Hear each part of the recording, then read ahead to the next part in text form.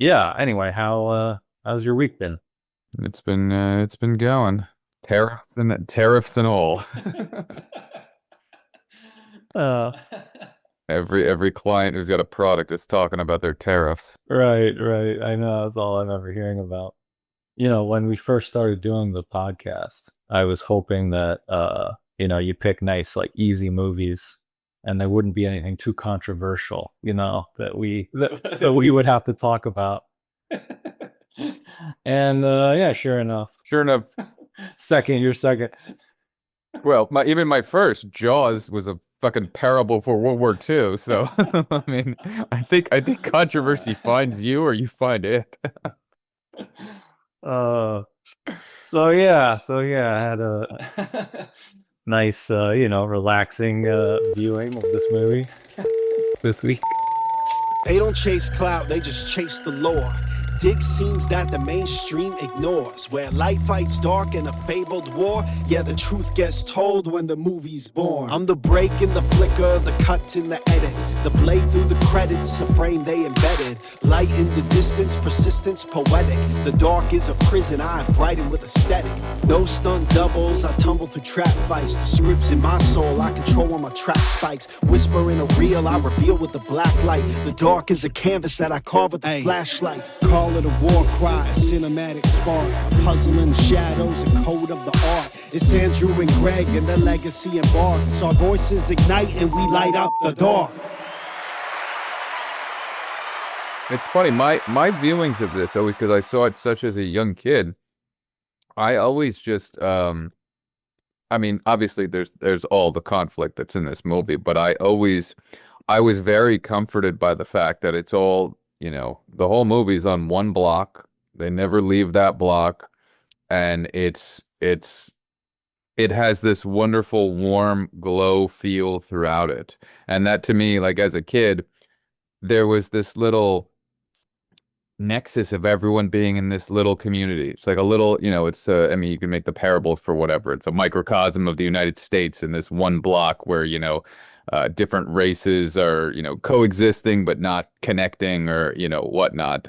But as a kid, when I used to watch it, I just watched like the filmmaking of it. And as a kid, you can kind of be like, well, maybe this is what adults are like or whatever. You'd see something like that. But I love the feeling of that it takes place in one day and it's on one block. Almost in the same type of way that obviously a very different movie, but in the same type of way that like The Breakfast Club takes place in one day and it's in one, school system. Obviously a much smaller and completely opposite type of movie here. But there was a comforting factor of that to me when I used to watch this as a kid. So obviously, as you get older, you can start rewatching things the way that you watched them as a kid, but then, I've watched it enough throughout the years, not as much as Jaws, but I watched it enough throughout the years where you have the appreciation for the tone, the appreciation for the shots, the appreciation for the themes. But I don't know. I mean, I think the themes in this one are like many of Spike's movies, they're pretty apparent. He's not like really hiding anything. He's right in your face with everything that he does. You could say a few things are maybe a little bit deeper and you can read in certain meanings to stuff, but a lot of it is like he's making sure like he's not too subtle, I would have to say. Yeah, yeah. When you picked it, my recollection of this movie was from that documentary I told you about called Visions of Light about the history of cinematography. And this is a documentary that I loved when I was younger. I used to watch it over and over again. It's interviewing, all the DPs of classic movies. They had Dickerson was in it. Yep, Ernest Dickerson is in it talking about Do the Right Thing. And it's one of the most memorable parts of the movie because he talks about how do you make something look hot?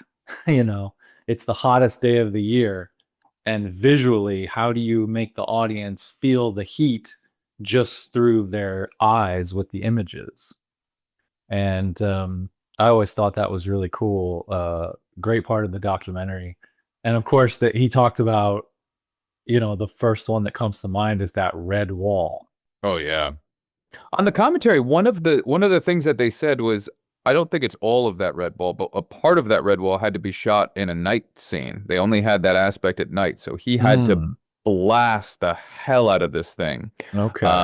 And I was watching for that specifically this time because I think there's one a little bit more side angle shot where I'm like, there's no way they lit up so far down that you're seeing. So he might have been in one of the commentaries talking about a pickup or something that they had to do one of the smaller sequences of that because that has such a daytime, crazy feel to it that even when it was said on the commentary, and again, I haven't listened to that commentary probably since 2005 or so, but it was something I remember being like, holy shit, like, Yeah, visually it's great. It's just so colorful, expressive. I noticed all the characters, their costume design, is fantastic. Tells the story. Each character has their own look. yeah, I noticed that this time. I always noticed Raheem having the Bed-Stuy on his thing, but that was really sticking out this time when I was watching it through Andrew's eyes. Okay. I figured you picked this movie. My guess would be that it's a movie you watched, like this movie came out in 1989. You and I were born in the early to mid 80s. So it's a movie that was always around when we were kids. I used to watch it when I was a kid. Oh, and you and I both have lived in New York for a very long time. So it had, we both went to film school in New York City. And so I had a suspicion that it's a movie you connected to as a young, aspiring filmmaker, living in New York. And it has a kid friendly, despite, it's funny, despite all of the cursing and the subject matter, it has a very kid friendly energy to it. Yeah, I was watching that this time thinking about, how much I would watch something like this as a kid and how much like, you grew up with like this as a kid and it would just be kind of be like a normal thing that you'd watch or you'd like, I'd rent it from the library and then, I'd have it and you'd watch it. I don't know if kids these days would watch something like this or be allowed to, but it kind of seemed like okay for us as kids to be watching this deeply themed vastly R-rated film. There is some nudity in it. Thank God for the kneecaps. And yeah, That's very true. I don't know if, yeah, I mean other kids have so much more choice of things to watch these days, but I see my friends, guarding and protecting their kids from watching things like this. Um, Not specifically this that I know of, but I see them watching, guarding what their kids watch, and I just think back, I'm like, oh yeah, we watched all that. It is true that when we were kids, there was almost this feeling of like the parents aren't watching, they're not monitoring you as much. And it felt like there was more freedom. We come from an era where talking about it like it's a bygone era, but it's It's 10 p.m. Do you know where your kids are? yeah, we come from an era where I just went outside and just ran around the street and just played. And, I would just tell my mom, I'm going out. And she'd say, where? And I say, I'm, just gonna walk around. And she'd say, okay, be careful. And then you Don't just get in any leave. vans. But yeah, so we were, and part of that freedom was, it's maybe late at night or something, and you can put on whatever movie you want. Yeah. I'd watch it straight in the middle of the day, like after school. Okay. I'd come home. I mean, I guess back then, it's like, hey, you come back home and Ricky Lake's on, and you're like, yeah, I'm gonna watch Do the Right Thing. Ricky Lake and Do the Right Thing. That was pretty much the whole 90s. The Yeah, toss and up. the Backstreet Boys. Oh yeah, they were there.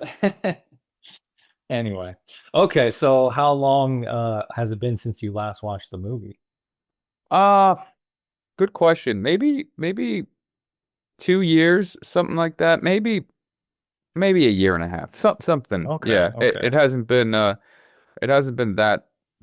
recent. All of your picks seem to be movies you've watched more recent.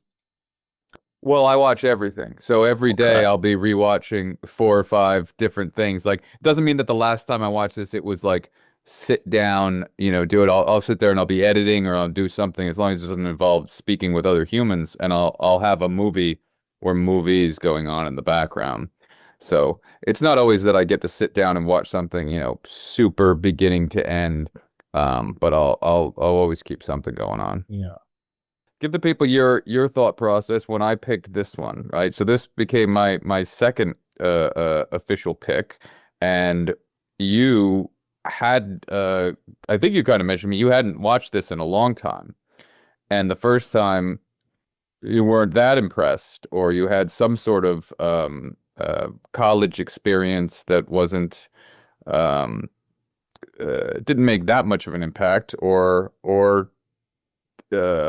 maybe you were saying the last time you watched it was somewhere in college and it was a bad viewing. I can't remember. We mentioned this a while back when we had done this pick. No, this one, no, I always liked this movie. Like I said, I watched it when I was younger and watched the documentary, the Visions of Light documentary. Yeah, I always liked Spike Lee in general, when I was younger. Huge in the 90s. I mean, when we were growing up, his movies were everywhere. And he was He like, I he, mean, do he the right was thing. everywhere. He Yeah, he was a cultural revolution because yeah, he was in Michael Jordan commercials. He right. was in random places. He would just pop up everywhere. And he was uh a very big character and likable person. Like you looked up to him as a character, not only a great filmmaker, but like even kids who didn't know movies knew who Spike Lee was. Like he became like a little bit Yeah. of a cultural phenomenon. Yeah, he was like a Tarantino. He was like a superstar movie director. There weren't many of them. And I think it's because his visual style is so strong and distinct. It's that because he does fit in, the way he moves the camera, the way he creates the visual portraits of each of his films is similar to like a Tarantino, also like a Scorsese quality as well. He's not really a director that I've found myself returning to as much over the years. That's one of the interesting things about like why we wanted to do the show is because as time goes, what are the films that are sticking around for us in our mind? My first thought was, okay, this will be interesting. It's a movie about racial tension.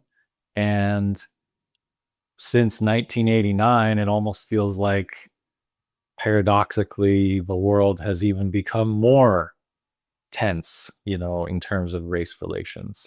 And I don't know if that's actually really true, but I think that the news media certainly likes to feature that, as a topic of conversation. I think it's a very emotional issue. I think it's something that stirs people up and it gets attention. And so you hear about it a lot. So I was really curious. What is it like to watch Do the Right Thing in 2025 in our current climate, political climate, racial climate, cultural climate? So that's what I was most interested in. And I was curious what your viewing was this time now because you actually sat down and watched it with with full attention. I did watch it with full attention, but my reasoning for picking it was actually to get your take on it.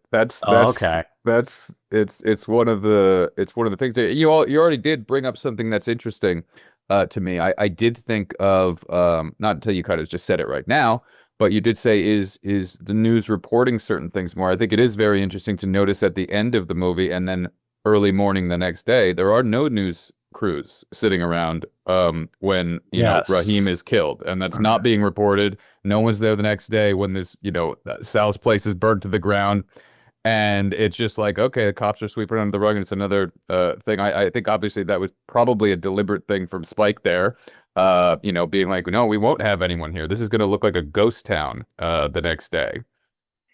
Yeah. Yeah, if this movie were to be remade today, it would be the first act. And then the movie would be after the news crews arrive.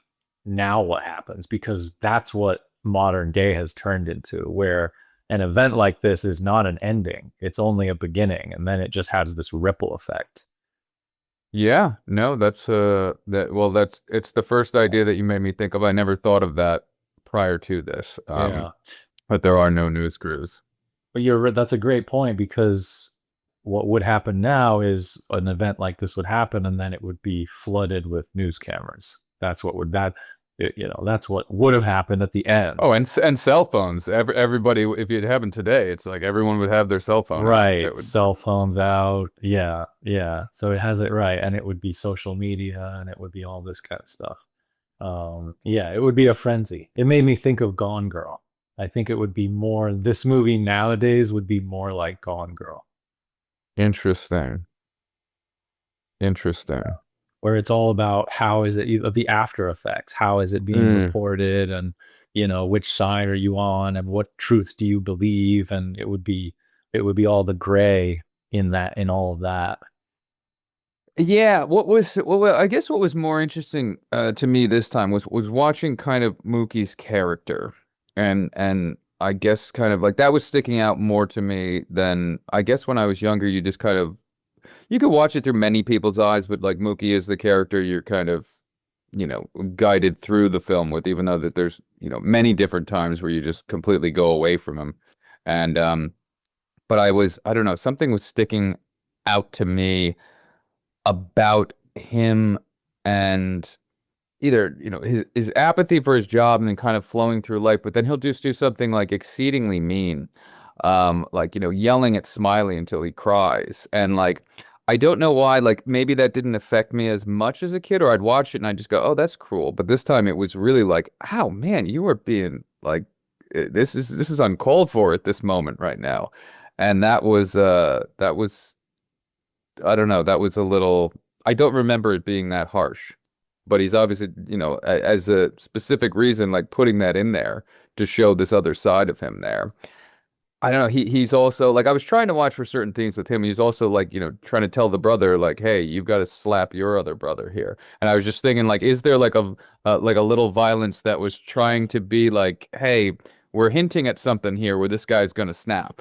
Um, just because I was looking at backwards from the inciting incident that always people say, why did he throw the trash can through there? I think as a kid, I did look at that a little bit more like, I think naively, but I think I looked at that more like, okay, he's doing this because he can see this mob being around. Let me distract and do it this way. I think that's the way I looked at it as a kid. Then I heard, Spike many times say like that's definitely not the reason why he did this in any way whatsoever. And I was like, oh, okay. And now knowing that I can watch it through there, so I was looking for other themes of what he was trying to say through that specific character who kind of does guide you through the film. I mean, it's not only the movie's not only linchpin from him at the beginning to end, but that is the director of the movie, and the director is starring in the film in that role.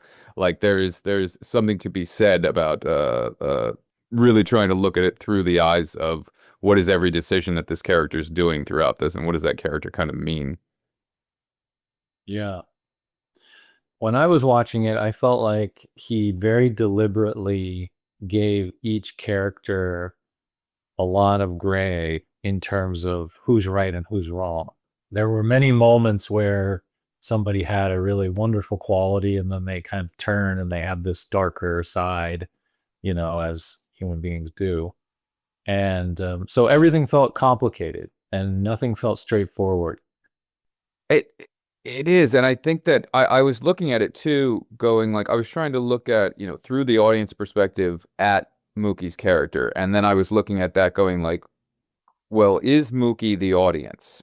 Is he the audience in a I don't know, a little bit deeper way. And I was looking at, the mayor stopping him at the beginning, just as he's walking with his pizza, and he's going like, always do the right thing.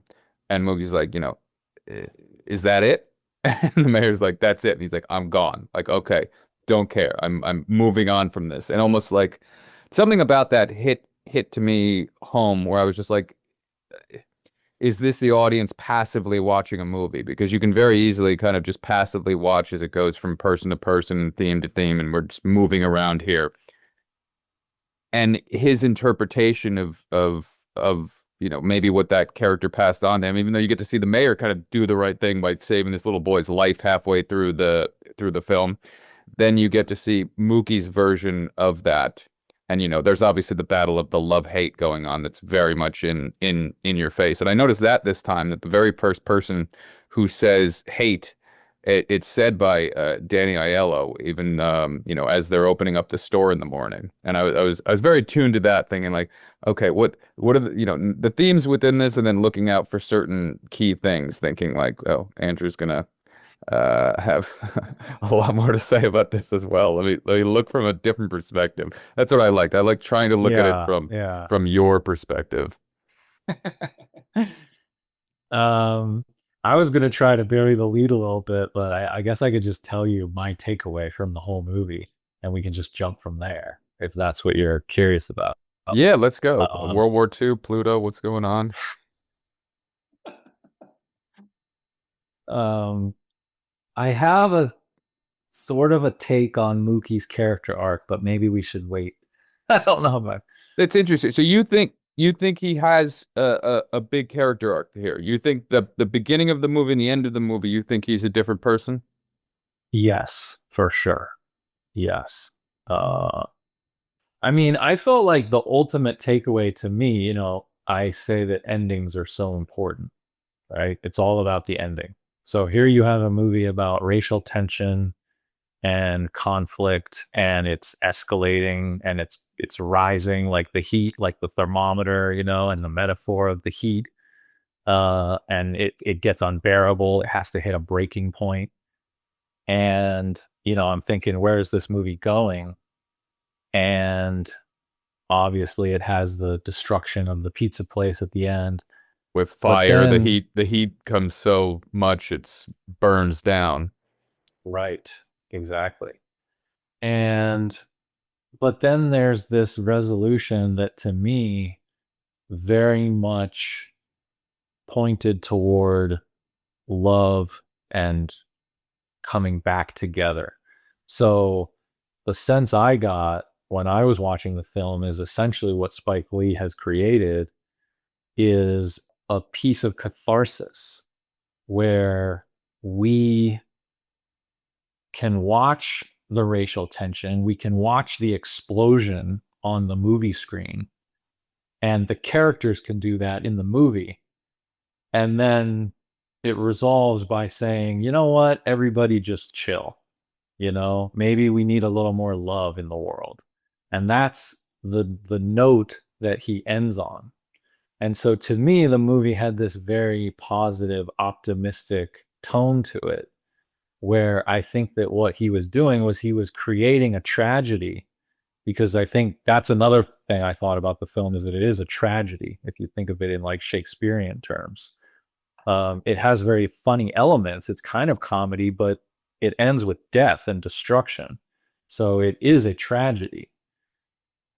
And it reminded me actually a lot, speaking of Shakespeare, I wanted to mention this because it reminded me a lot of Romeo and Juliet, about how, it's like two sides that aren't supposed to love each other, and, they're being pulled apart throughout the course of the story, and then it ends with death. But the death creates a healing. And it felt like a play too when I was watching it. If I thought I was struck by that as well, that it had this very theater like quality. I felt like I was watching a play on the stage. It was set on the block, and you had sets that were like these stoops and the pizza place, and it was all the same sets over and over. And so it really felt like a play. And I thought about Shakespeare weirdly as I was watching it. I think that popped into my head when Sal, the scene where Sal kind of starts hitting on Mookie's sister, and it seems Mm. like he's really in love with her. And then Mookie is saying, "Don't talk to my sister." And there was another character in the movie that reminded me of Tybalt. I think it was Sal's son, John Turturro.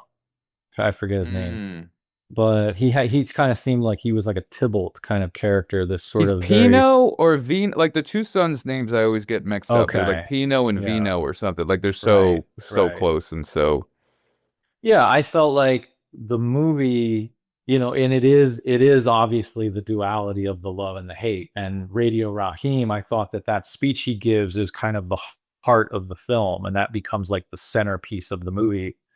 And he tells it to you. He says, "Lloyd, life is a battle of love and hate, and hate starts punching and it's knocking you down, and uh-oh, love's coming back, And I thought it was interesting how love wins. Even in the middle of that speech, it ends with him saying, "Oh, love's got hate on the ropes, punch, punch, and knock hate down." And he raises his fist and he says, "Love wins." So even the way he frames it as if love is going to win. Love is more powerful. But hate is a powerful enough force that it can contest with love, and the universe becomes this push and pull of love and hate. And I thought that the way that Spike Lee fell at the end of the film, the side he fell on, was more in favor of love because he gives you this kind of cathartic ending where Samuel L. Jackson's radio host says, the word today is now chill. Like everybody calm down. And the way I thought of it is this movie would actually help. Like I thought like a viewer who would watch the movie, if that viewer were feeling any kind of frustration, anything similar to what the characters are feeling, that it would actually help to release that energy. Because if you watch this movie and then you went out and interacted with, people of different races, I think that you would have, it's a softening effect that the movie creates. It makes you realize that we can't do this. So I did think it had this very beautiful anti-violence message. Now, the funny thing about that is that I think the little bit of depth that starts to come into it is when he rolls those two quotes at the end. yeah, that's Because, the and then you get the yes, photo. The photo of that is the final culmination of these two people might have had a different ideology on how to get somewhere, but look at the two of them smiling together at the end here. It was very well done. yeah, because when the quote first started rolling on screen, I thought, oh, this is a little bit maybe heavy-handed because he's just telling you, "Hey, love everybody." He's just rolling a quote that explains the theme of the movie. But then that quote keeps rolling on the screen and a second quote comes. And And you the get second Malcolm quote, X after that. Yeah. yeah, and the second quote kind of contradicts. You have this contradictory element of violence versus anti-violence. And so the movie does sort of playfully, I think, create a little subtlety there where it's leaving it more to the audience for interpretation. Yes, 100% when it comes to that. And then you bringing up the story of the love-hate thing, I noticed this time specifically because I was like, oh, here comes the love-hate speech. And I specifically love the shot. The two of them walk together and it walks into Spike's POV in that. And he's, delivering it into camera. But at the opening of that love and hate speech, he specifically says, what is it? It's the story of life is static. And he mentions that as he's going into, all right, there's love and there's hate. And it was the static element in it that I was looking at going, is that part of Mookie's character? Is Mookie like prior to this not picking a side and not picking love or hate or just, that's kind of the thing I'm looking at. Are we seeing it through his eyes and he's going through this whole thing? Like even when he comes up to the mayor, like I mentioned, the mayor aspect. This is kind of tying into what I was trying to say before. But mayor going like, "Hey, always do the right thing." And she's like, "Huh? What? Got it." Like he doesn't pick a side. He's like, "I heard the words that you've mentioned. I'm moving on with my day. Like I'm done with you." And the way he's like blasting off different characters and just kind of doesn't care about his job really. He doesn't matter if pizza comes late or this or that, and he's just kind of not. There's something to me this time I was watching it where he's not really picking a side of that, but he does seem to be middle ground guy who can kind of get along with most people. And then at the end of it, he ends up becoming the person who goes, okay, there is like there's something to pick here. You know, I'm wearing Sal's outfit. I'm standing on the side with them. Now I'm walking away and now I'm looking at everything from out here. And now like as he runs and throws the trash can through, he screams the word hate. And it's you get to see that side of that and what that does. And then you get that morning after scene where you get to see the two of them still pissed at each other. But then right at the end of that, you get to see a little bit of the they both kind of got something out, or at least specifically Sal has had to have his screaming session out, and then they kind of look at each other like two, broken lovers in a weird way, and they just have this acceptance where it's like, all right, well, we're gonna move on. It's gonna be another day. Well, Sal says he loves Mookie like a son, right? He says, "I think of And you then like." and then what does he say to him the next morning? He's fucking screaming and throwing money at him and fucking. Yeah, I don't know. I forget if he says, "I love you like a son" or "I think of you like a son." But That's true. Yeah, either it's way, he it's says, you'll always "Yeah, have a place here. Yeah. yeah, exactly." So if you think of it as okay, Mookie is like a son to Sal, then if your own son threw a trash can through the window of your pizza place and instigated a riot and burned the place down and your entire livelihood was gone, would you hate your son? Would you never speak to him again? Or would you forgive your own son? You also shouldn't try to fuck your son's sister and say her eyes are really big. And that's when the son had to be the bigger man and pull the sister aside and go, hey, hey, I'm not, there's a Uh, dynamic here that we're not gonna fucking cross. so I think that scene at the end with Mookie and Sal, I think Sal is angry, obviously, and he throws the money at Mookie, but then there's a relieving of the tension. And that's There why I is, said yeah. it's the catharsis because Spike gives you that relief. He shows you the tension, he gives you the tension, he gives you the explosion, and then he relieves it for you.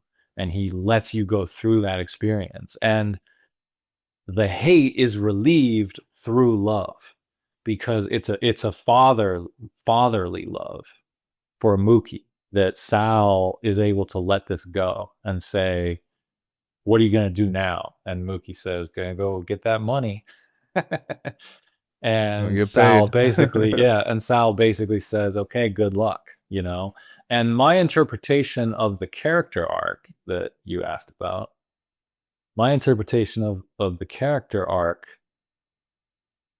I do think that there's a racial undertone to it, but it is this very classic father son arc where it's a younger man who is essentially working for his father who's obeying, and over the course of the film he essentially becomes his own man. He breaks out of being defined by Sal. I interpret the act of throwing that trash can through the window as saying, I am not going to be a pizza boy anymore. I'm not going to work for Sal. I'm not going to do what Sal says.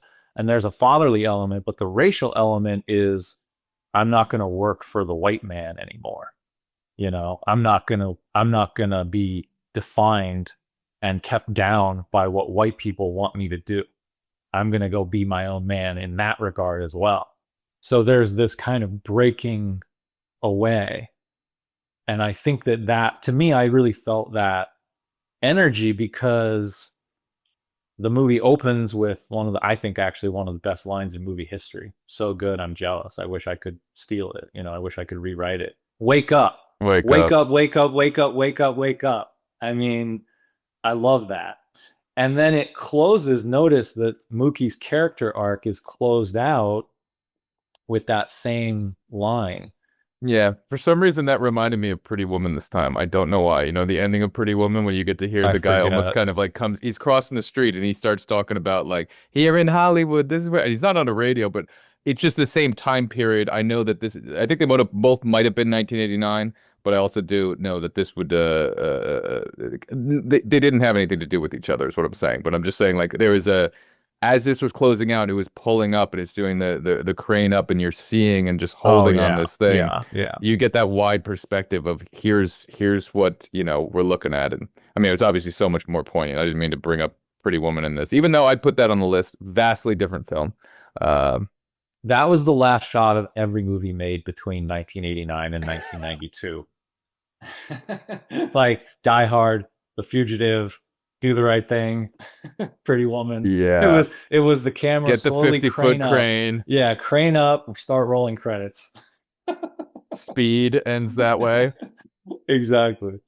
But that line, wake up, it's repeated at the end when after the riot and Mookie's asleep on the bed and it's a close up of his eye and you hear the line wake up and then he opens his eye. And so I thought of that as a kind of metaphorical awakening for the character where he is now, you know, activated himself. He has more agency and he's now going to go be his own person. And that's the moment when Rosie Perez's character, you know, says, be a man, right? She's kind of accosting him, be a man, you know, be there for your son and be there for me. And I would at least hope that this positive tone that the movie has, I would like to think that it's leading toward that, that this is now a character where he is actually kind of a Spike Lee surrogate in the sense that I almost imagine Mookie is Spike Lee, and in the sense that Spike Lee went on to great success and became, you know, wealthy and very respected, and he did go be a man and make that money. You know, he did go make something of himself. And I think of Mookie the same way. So I'd like to think that the movie has a kind of a happy ending despite even all of the destruction. I do too. The one thing I'll say about him, and I think it's deliberately done, is that the reason that maybe it's not that I fully specifically, I get the arc and the emotional way that you're talking about, but I don't get, besides maybe his wife and maybe his child, even though she puts into things like, hey, you haven't been a good father, you haven't been there for him. Like she's pushing him on certain things. Like you don't know what really motivates him or like any interests that he has at all. You know, he's a pizza guy and he doesn't like doing that. But you don't see Yeah. another side of like, oh, but I actually like doing this. So when he goes, I'm going to leave and go make that money, you're not left with a, oh, he's always liked XYZ. Now he's going to go do that thing. But he's also not walking away and you're like not confident that he's going to find something. But it seems very much like they've left his character like deliberately, and they left many characters like that. Like Radio Raheem likes his radio. One of the guys likes his sneakers. Like, but that you really don't get to know specifically certain things about him. The mayor likes his beer, and he likes, Mother Sister. You know, you get that aspect, and I really do like their dynamic. Maybe we'll talk about that a little bit, but you get to know the people not for what their interests are, but you get to know the people for how they relate to other people around them and what they think about other people around them. Like, you know, the three guys sitting there having this whole thing of like, fuck the Koreans over there, and you know, everyone has their thing, them with the cops with them. Like it's very people oriented and it's not specifically oriented around somebody has a dream of doing something specific or whatever. And like even when the guys are like, hey, when I can't wait till I open my own place and do this, the other guy immediately cuts him down. Like, fuck that. That's not going to happen, you with your bullshit. And it's like, okay, but we're back to just bitching about certain things. I think it's a very deliberate thing that they don't have Mookie be like walking off into the sunset and you know now he's going to go open up his own pizza shop. Like, you know what I mean? He doesn't have that. As he's walking away, you're thinking like, well, you just know he's walking away from Sal. But I kind of don't think he's walking back home to his wife and kid. You know, where he's walking to, he's staying on that side of the street and he's just going. So where's he going to? Like, and I don't know, like knowing what he likes to do on his time off. We don't really know that much about him. Gotta go get that money. He's gonna go get that money. That's it. And I Yeah, like how he threw the money back at him, and then he's like, all right, you know, he's doing the I owe you $50, and then he's Ayala looks down like I'm not fucking doing anything with it. He's like, all right, fuck you, I'm taking it. yeah, then he just ends up taking it. I think that's where the gray area comes in because yeah, the movie, you know, I think that it's one of those movies where you can see it from all sides, and it's like something terrible happens that we all agree is bad and wrong. But then the gray area and the interpretation comes from, well, which part was bad and which part is wrong? And, how do you kind of dissect it and define it in that way? And the movie's always giving you the other side of that as well. No, I like that too, and it made me think of like there's a an interview that I'd watched with Spike where he said he used to, when the movie was in theaters, he used to sneak into the back of different theaters and he'd wear his hat and he'd put his hat down. But what he liked the most was going out into the after the movie let out, going out into the entranceway where everyone is, kind of culminates. And he would like listening to the people's dialogue of talking about the film and their discourse about the film and what they thought about the film. And he would just keep his hat down and be smiling, listening to the conversations that it was starting. And he said he really liked doing that. And I think that's, he deliberately made a film where people can come out with vastly different thought processes of stuff. Like we're saying right now, the Mookie character, what is his motivation and he's leaving? You don't know. Oh, yeah. Make the money, but besides that, there's so many things that people can bring to it on their own or be like, "Oh, I was in a situation like this," or "I've seen this," or "I have an opinion." And I think that's what it helps spark. And I think that still works. I think even this many years later, that still works. I was kind of struck by how good the characters are. Martin Lawrence throws me off. And it's Martin probably only Lawrence. because I know him as Martin Lawrence, but I don't know what type of acting or something was going on there where he's just like, let him go a little nuts on this one. And like, I don't know. I only get thrown off because I know he's Martin Lawrence and I've seen him in so many other things. So you just immediately assume he's being funny because he's Martin Lawrence. And in this role, I'm just like, I'm finding myself in, a wide shot of four people just staring at Martin Lawrence, and Martin Lawrence is doing strange things with his tongue and just like looking all over the place. And I'm just like, okay. I'm like, Martin, what's going on here? Sorry, I interrupted on that, but I thought that at once the characters were really great and they felt very defined, at least, like I said, visually. But then it is true that what you're kind of hinting at there is that the characters also have this kind of cliche quality yep. where they're a little bit two-dimensional, a little bit surface level, because they don't really seem to have their own life with depth. You don't know any of them on any kind of deeper level. They all just walk around the block. They're all doing the exact same behavior the entire time. Each character is only defined by essentially one or two things. I think it's an observation. Definitely think it's an observation Yeah. that should be that I haven't really heard talked about. I mean, I've heard people say like, "Oh, yeah," just on surface level, people go like, "Oh, every character's stereotypical or this or that." I mean, that's like a criticism that somebody can give to it, but Yeah. I think every decision that he made within this movie was very deliberate. It's not like a movie that was just tossed together. This episode is brought to you by Rewind Society, a private club for analog purists and those who still believe the tracking knob was mankind's greatest invention. Each month, members receive a hand-labeled, unmarked VHS tape in the mail. What's on it? That's not for us to say. Could be a taped over broadcast of WCW Nitro, a local furniture commercial from 1992, or something that was never meant to be recorded. All we ask is that you watch it alone, at night, and please, be kind, rewind. Apply now at Rewind Society. Use code Andrew and Greg .tapehiss to skip the beta testing waitlist. Rewind Society. The past is calling. Pick up a landline. This movie has like some of the best just single sequences ever, just montage sequences. Like the sequence where they're all doing the racial slurs at each other.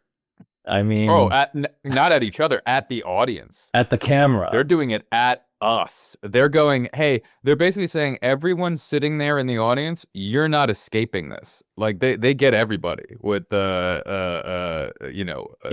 just in your face. You want to feel like racial, whatever. And I remember even as a kid feeling, I don't know, I like it a lot more now. The first time I saw it, it broke that fourth wall to me as a kid where I'm just going like, wait a minute, is this getting silly?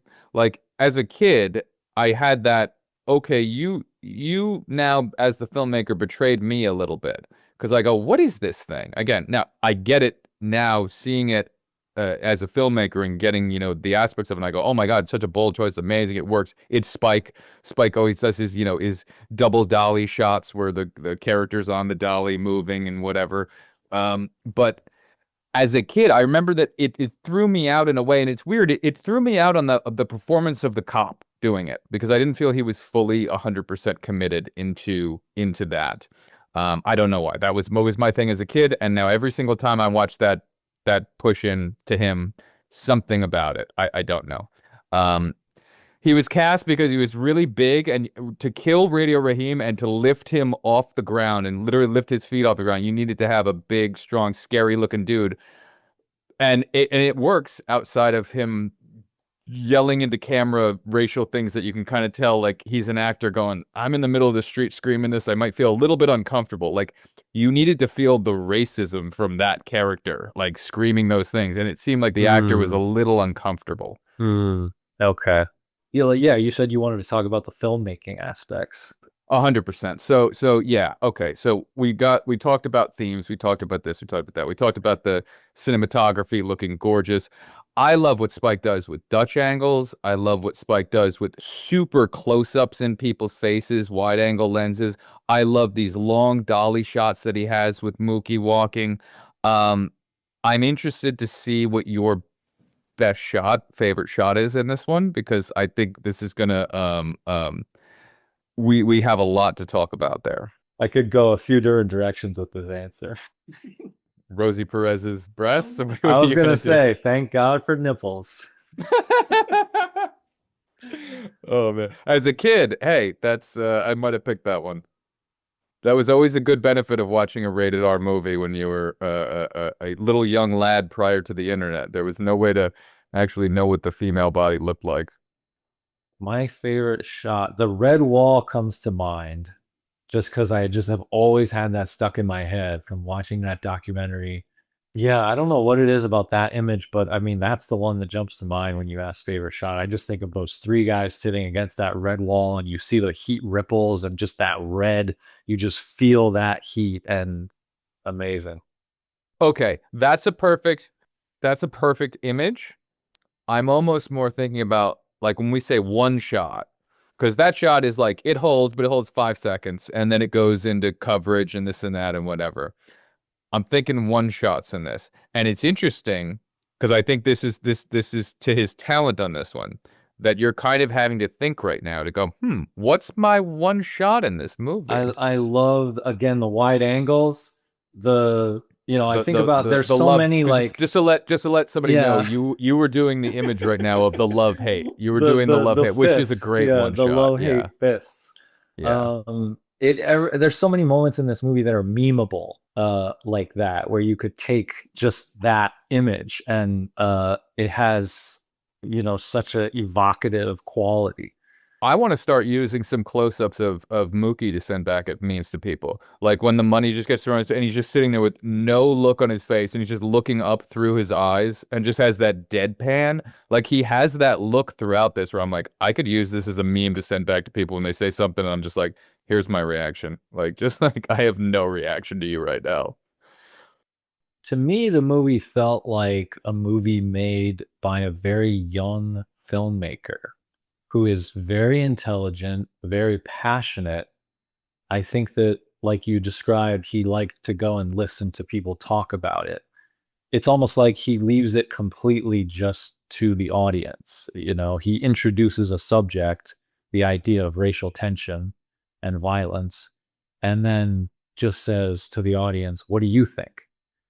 And I think so, specifically in that time, though, I think that was needed because what he's pointing out at the end, like we kind of described there, if the news reporters weren't reporting about this specific thing there, what else is going to do it? But let me make a movie that will start this discourse of people being able to speak about it and give people the gateway into that, and let me do it by making this movie. Like that might have been an aspect to it. I think that's probably why it hurt him so much when it it wasn't even nominated for Best Picture, and then Driving Miss Daisy wins. Like that was his, the salt in the wound to this friggin' day. It's like, that was he considers it very much a statement by the Academy to be like, go fuck yourself. I wonder, do you feel like the movie does hold up, quote unquote, and feel as relevant today as it did in 1989? I agree that in 1989, a movie like this was very necessary. And I think that part of race relations and how they've developed is partly because of this movie.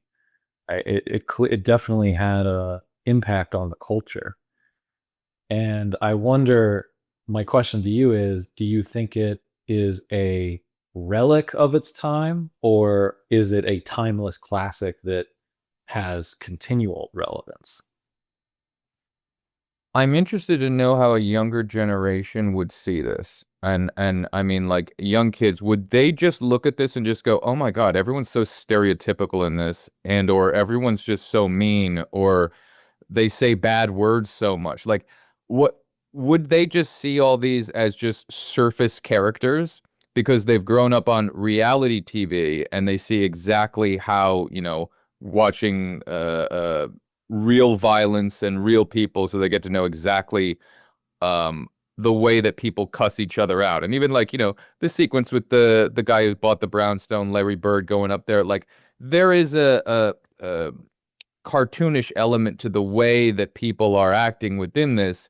And I think that that might be the a thing that a younger audience today would see through, going like, this seems like an older movie. Again, I don't feel it does. I feel that this is a timeless classic, especially within the pantheon of film history.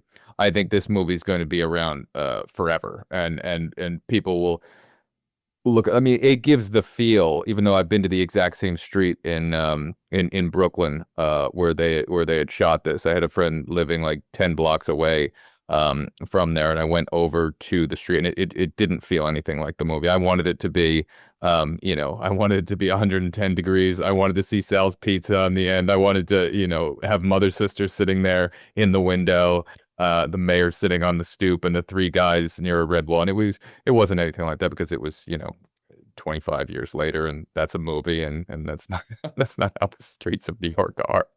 But it's like a grown-up version of Sesame Street in a certain way. Sesame Street's on this one street, and you have these different characters, and there's Oscar the Grouch, and there's this, and this is like the grown-up version, the very grown-up X-rated version of that story, or that feeling of that street.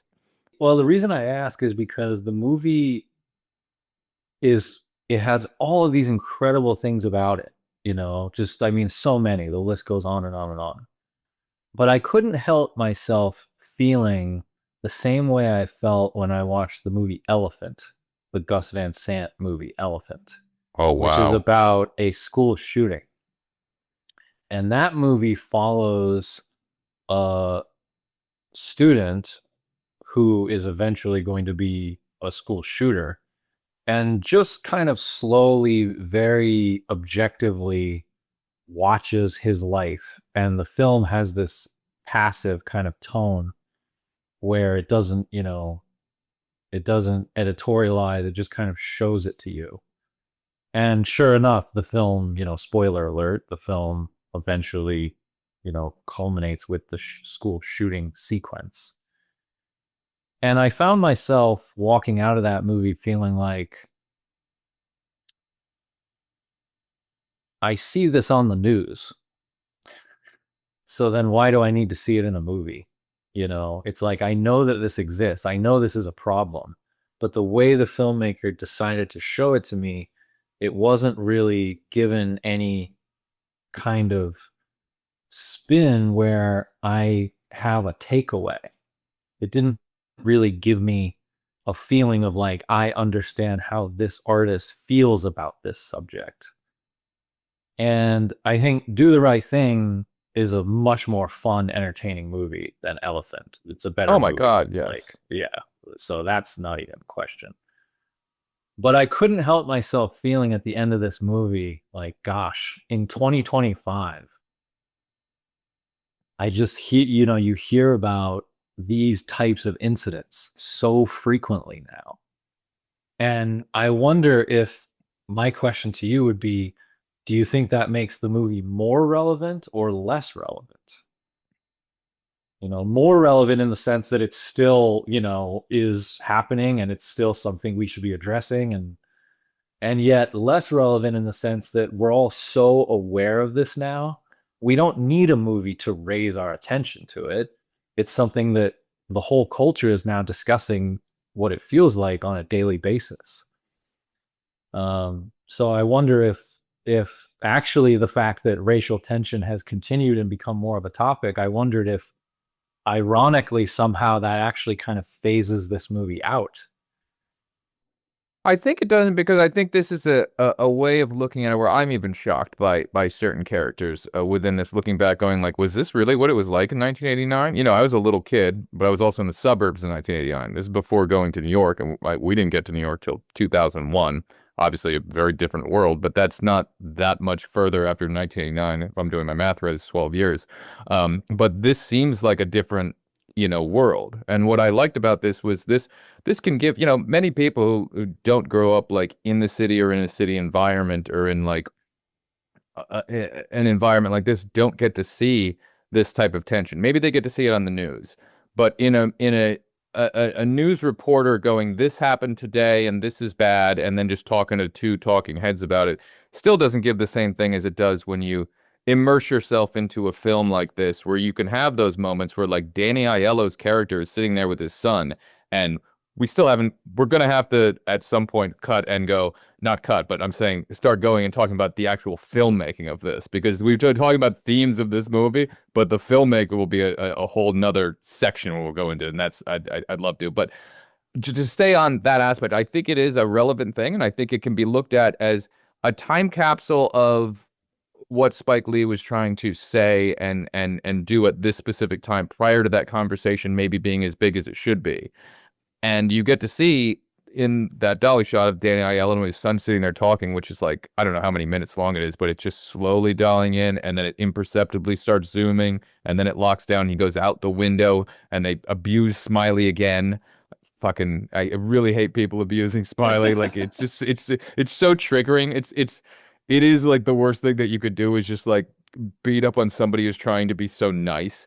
But that thing when the father and son are talking, like that is you're never gonna see that on the news. That is like some deep fucking racism shit going on with the son character, and the father is sitting there going like, I don't know how to kind of tell him, and he's trying to tell him like in a nice way. He's like, these people have never done anything bad to me. It's like, now you hear somebody say that nowadays, and you go, these people, what do you mean these people? Like, you know what I mean? But it's like that is the most innocent thing said within that scene in the context of 1989. So like having that as a time capsule of going like, okay, probably people did speak like that in 1989. And I think that's what makes that relevant, because and that's probably what Spike wants to do, with this, is be like, don't hide scenes like that. I want to show you. This is what these two guys talk about, and this is how they talk when no one else is in the room. And this is what this guy says. And now here's two brothers, and they're throwing them in a closet, and they're beating each other up, and one of them's going, "Hey, you can't trust these people." And like Spike wants to have that scene. You're never going to see that scene on the news. This needs to be in probably. Spike has heard many conversations just like that, and then goes, all right, I didn't make a documentary, but I'm taking things from real world experience that I've seen people say this type of stuff about these type of people. Let me put it in this movie. And I saw, yes, I definitely think that there's a relevance to it. obviously case dependent on what people's experiences are. And I think there's a lot of people's experiences, especially nowadays, who younger kids who just grow up thinking, okay, maybe there's police shootings or this and that, but this isn't just about the police here. Like they didn't attack the police at the end of this. They burned down Sal's place and they tried to go across the street and go, "Hey, we're going to go after the Koreans now." And that was 2 seconds away from being that place was going to be torched. And then one of the three guys says to his friend, he stands up there and he does the opposite thing because basically one guy turned into Mookie and goes, "Hey, they're next." And the guy's going, "No, I'm like you." And he's just like, "You're black?" He's like, "You're not me." And then his friend's like, "No, no, no, he's good." But that was a second away from being like, hey, hate was going to spread further. Mookie throws one trash can saying the word hate out of this frustration. Mob goes, "We got the excuse. Let's go. Let's do it." And then it was going to keep going. And that guy saying that stops that hate from going further. It's still relevant because we're still talking about it. And we're both having an interesting conversation thinking about what did Spike try to say here, or what was this like, or what was that like? Like it definitely is still relevant. I think if you threw down a bunch of teenagers and you made them watch it, they would if you put their phones away and made them watch it, they would.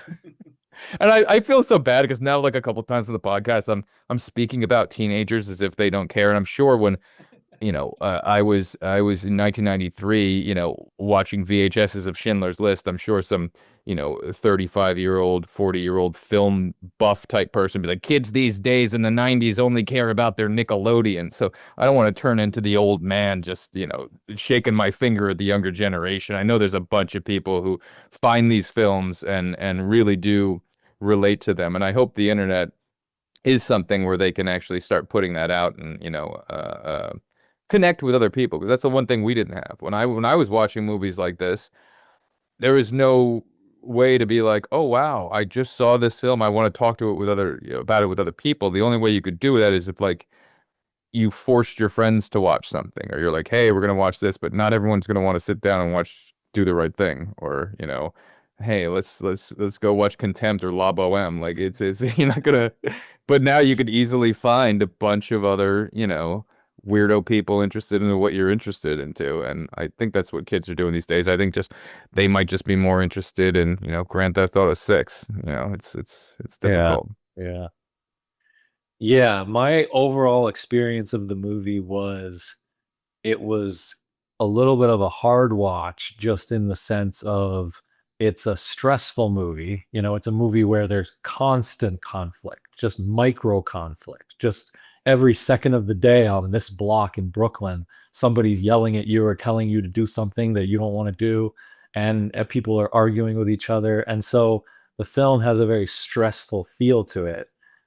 So I thought it was a difficult watch in that sense. I wasn't relaxed while watching it, but I was entertained the entire way. I was essentially riveted.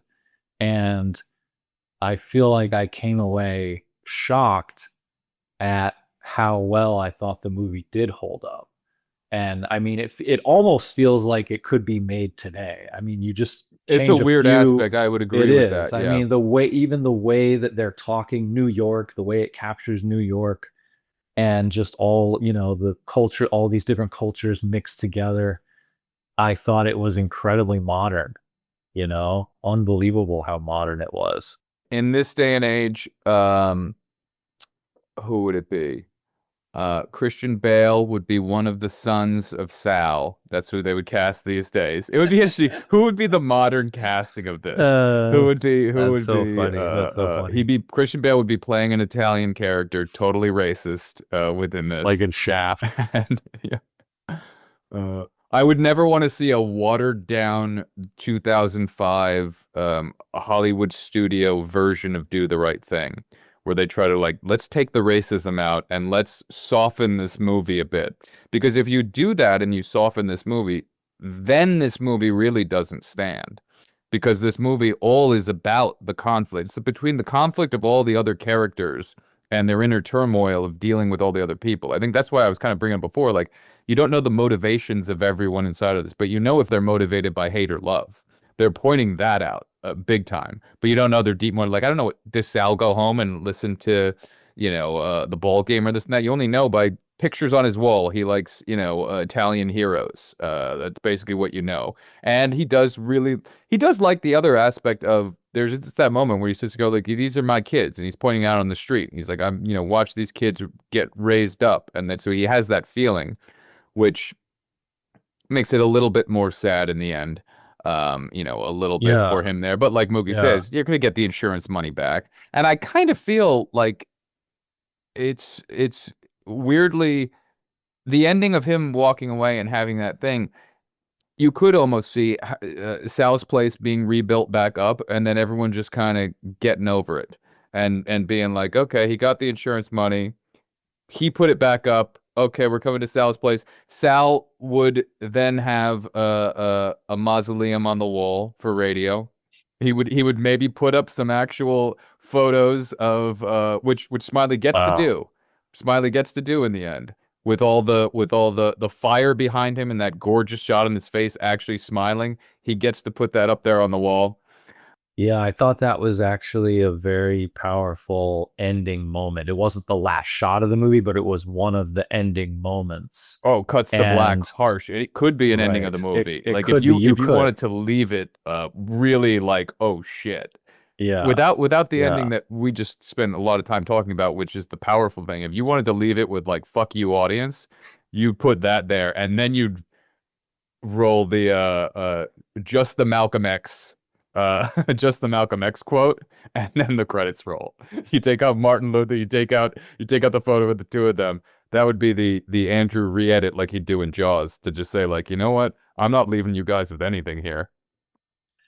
Yeah, that's what I love about the complexity of the movie is it creates an arc there where they wanted the picture on the wall and they got the picture on the wall. But in order to get the picture on the wall, they had to burn the place down. So it has this kind of tragic irony of like you accomplish your goal, but what were you left with? Your picture's now on the wall of a abandoned building. It doesn't mean anything anymore. So there's a great irony to that. And that's where the movie just continues to have that gray area. I love that ambiguity. I love that. Yeah. They say there's a house deep in the woods where clocks run backwards and nothing ever spoils. Inside, a woman with no name sits cross-legged on a rug woven from old cable cords. Every morning she drinks coffee brewed from VHS tape ribbon and whispers product reviews into a jar. Then she buries the jar in the floorboards. The reviews for her say, "Actually changed my marriage. I can't explain it, but I feel lighter. It made the humming stop." Last year, a drifter brought one of these jars back to town. Now that essence, whatever it was, is being bottled and sold legally, for now, under the name Midix. Midix. The product is unknowable, but the results are consistent. Use promo code Andrew and Greg and receive your first Whisper bottle free. Do not refrigerate. Do not ask questions. Midix. That one makes absolutely no sense.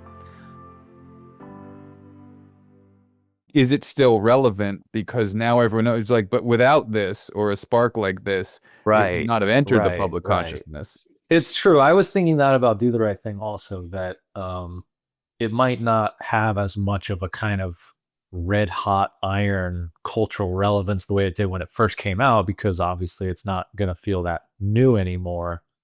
But at the same time, it still does have its relevance. The movie is so like, I just love it. I love the feel. I love everything. But I think everything is so surface level with the movie and the way that he's done everything. He's not hiding deep like themes in there. He's so in your face with everything that it's like there's not that much to bring to the surface of like, here's how you can really watch the film, and this is what he's really the hidden meaning behind it. It's like everything's fucking, slammed down your throat. But I think that works. I mean, that's him. That's who he is. Like that's his style. Is like, hey, Yeah, yeah, moron, I'm showing you the way it is. yeah. his 90s movies were big in my life when I was a teenager. I think his movies also have a very young man quality. Like, all his main characters are kind of younger males. So I think Yeah, back for when I us was growing up, when yeah. I was a young black child growing up, I really I really Like the beginning of the it was jerk. the The jerk. Yeah, jerk. I was doing the jerk. I was born a small black child. Oh. If only it was a joke like that. Yeah. We should just have a Yeah. Bert But Kreischer his podcast where we go all out. I hope I didn't offend too much by saying that, but I'm just kind of like, when I looked at all the characters, I'm like, none of them are deep. they do kind of have a stereotypical quality where it's like the old woman who sits in her window, she's not that specific old woman. She's the old woman who sits in the window. The drunk isn't that specific drunk, he's the drunk on the block.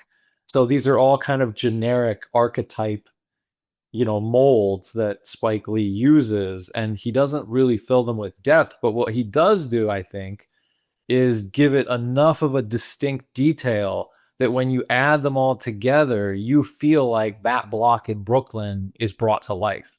That's true. And, You feel the block is alive. That yes, is very true. yes, yes.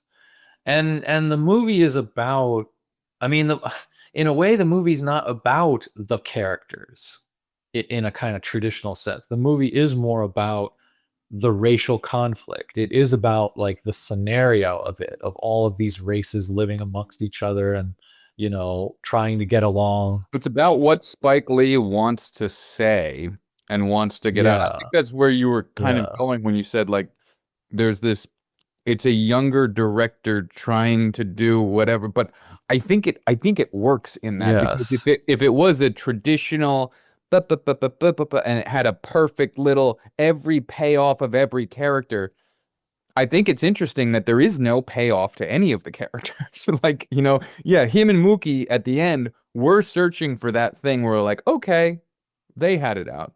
But what about his sons? What did they learn from this thing? They're not even there the next morning with their dad. They're off. Everyone else in the mob is sleeping in. They could give a fuck. And then we got two kids playing basketball out here. It's just like mother sister grew a little bit because she got close to the mayor. But yes, where are the three drunks who were sitting there? Like, they're not there the next morning. We don't get to see any of anybody's arc at the end of that, besides Mookie, who I know what you mean by, like, maybe he changed it and he's gonna go get paid, but his motivation when he woke up in the morning was, I'm gonna go get paid. And right as soon as we meet him, like, does his character actually change from this? Or is he ready to just throw another trash can through the next window of the boss he doesn't like in 6 months? yeah, Because you know what? Actually, this comes down to yeah. it. Because they can't change because society didn't change. That's kind of what the end of the movie leaves you with, is going, Raheem is still dead, and the cops, they're not on our block this morning, but they're on another block killing the next people. So it is kind of a draconian way of kind of looking at life there, in the way where if society doesn't change, this block is not going to change. Okay. But what is society? Who are society? You know? Society is the white man oppressing. That's what society is. Okay. Within the context of the movie, that is 100% what that is. And Okay. it's anybody who is going up, like the Koreans. They get pointed at by the three guys that we like, and they're, fuck those people. That used to be an empty space. Now they're there making money, and then the one guy goes, yeah, I'm gonna go give them more of my money. I'm gonna go get a beer. Go fuck yourself. Right, yeah. Yeah, again, that's what I was saying about the complexity and like the gray area is that he always paints the portrait of, yes, you could hear the words of the guys where they're like, oh, yeah, we should be able to be running our own business and I'm going to do something one day. Why does it get to be this guy? Why does he get to move into my neighborhood? And, why does he get to have a successful business? And yet at the same time, those three guys are just sitting there and Yeah. they're not doing anything But I about it. like that the one guy calls his friend out and goes, yeah, you're not doing shit. Exactly, He's like, you're not exactly, doing anything about it. exactly. So they're kind of like, we know that that's the characters they are. They're those guys who always say, I could have done this. and they're all talk, and that is kind of And their defining that's the thing trait. about that is though that's irrespective of race. You find that in every race. You find Exactly. the Christians of the world, not Christian, the Christian I'm talking about. You find that person of the world who just sits around in the corner and bitches about why things are not going his way. And yeah, that's not race at all. That's just a personality type. Yeah. I liked how you can certainly see the blame on the Radio Raheem side where he marches in and plays his music, and he's being deliberately confrontational and antagonistic. But then Sal is the one who escalates the violence, and he takes out the bat and he smashes the radio. So he's actually almost like the first one to take it to that next level.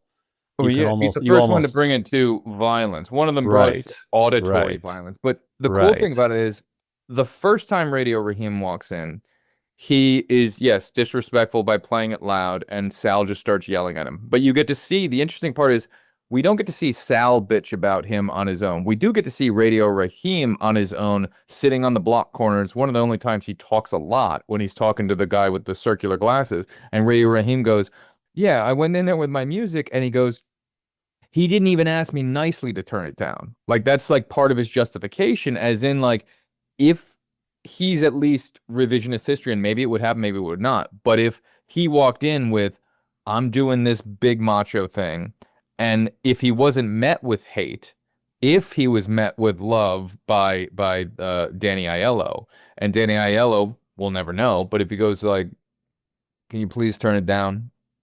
If he did it with not a thing like this, he might have been met with love, which is an interesting thing that Ray Raheem goes like, hey, somebody comes at you with hate. Ray Raheem didn't come at him with love. Like he didn't go like, okay, he just yelled at me and said, turn down the fucking music. And then he didn't go, I'll show him love and I'll turn it down. They both went hate, and it's Yeah. showing that that doesn't fucking work.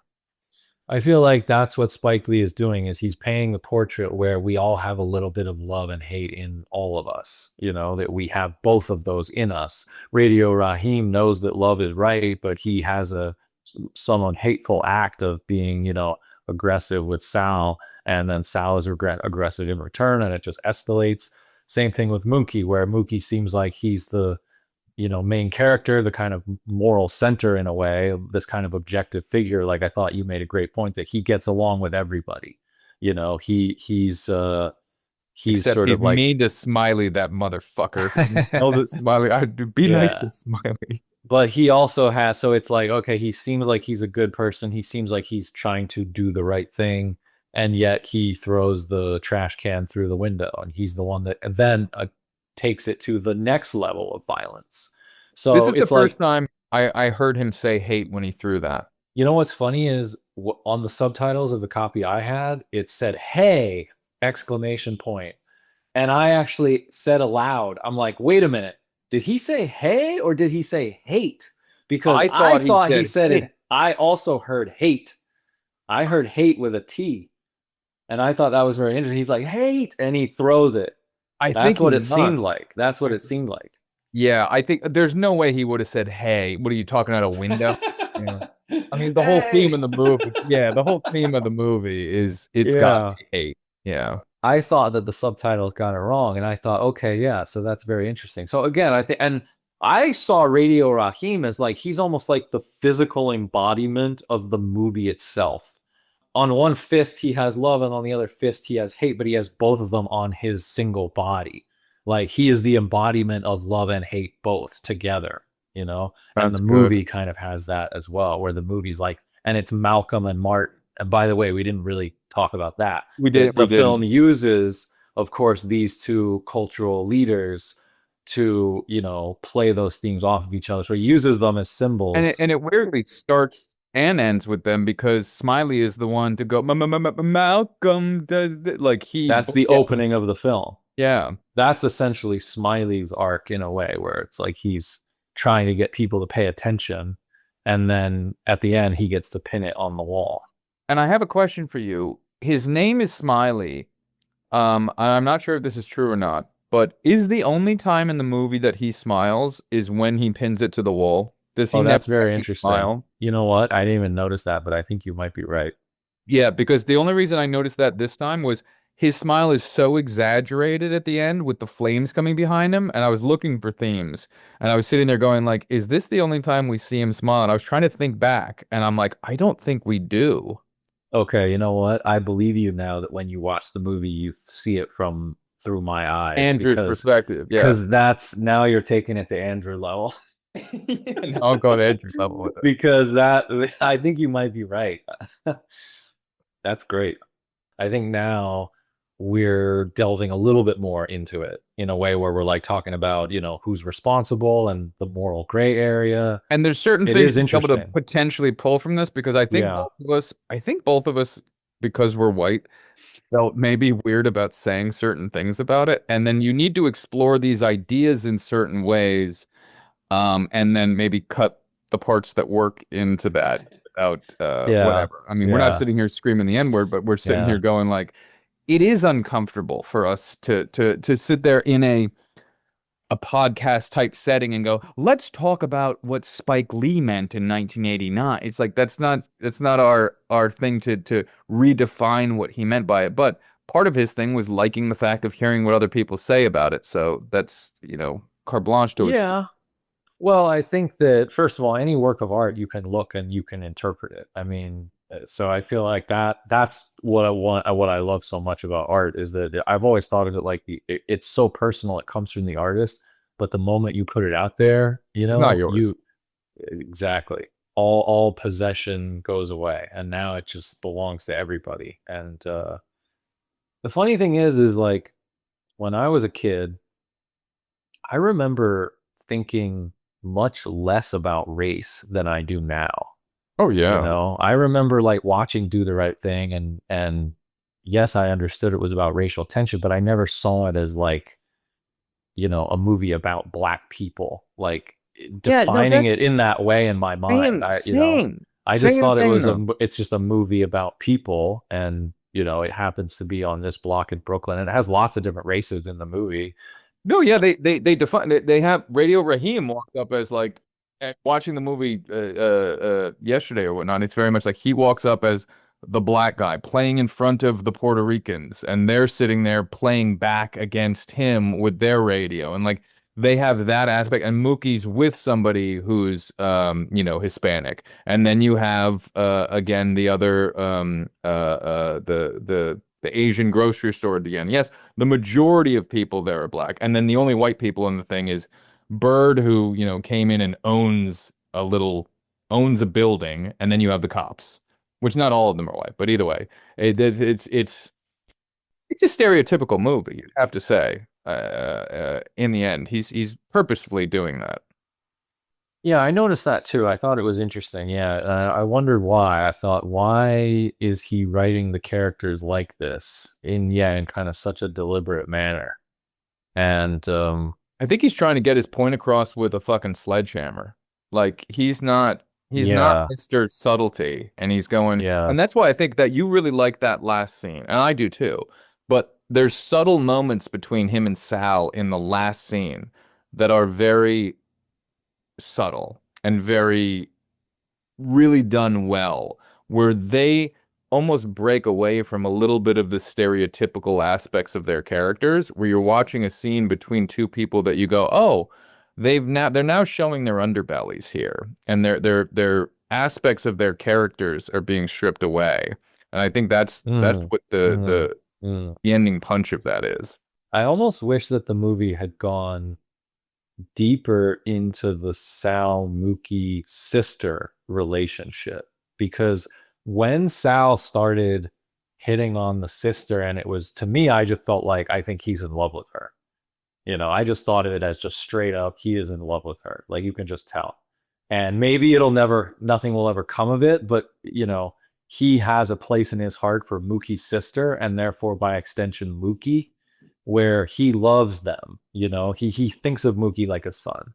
And maybe he thinks of the sister, I forget the character name. Yeah, I forget her name too, Um, but but maybe like a daughter, but it's also not a daughter. It's more of a it's romantic. not a daughter, and Yes. especially he's seen all of them grow up. So he's known her since she was like 6. And then he's definitely hitting on like him, oh, your big Yeah. eyes. You're that like Right. and oh, Right. you come back. Like he's crossing the line of being fatherly figure with her big time. Yeah. And I got that's when the movie took on this kind of second layer of depth where I liked that a lot. And I think I would have wanted more of that, you know. You wanted him to corner her in like the bathroom stall and have a really creepy I don't know where it would have gone, but just to see that thread develop a little bit more, just towards sort of further down the road of what would happen if that played out a little further. Yeah, what happens is Mookie goes, the sequel of this is Mookie goes and owns his own pizza restaurant 5 blocks away. And when he doesn't visit this block for like 6 years, he comes back.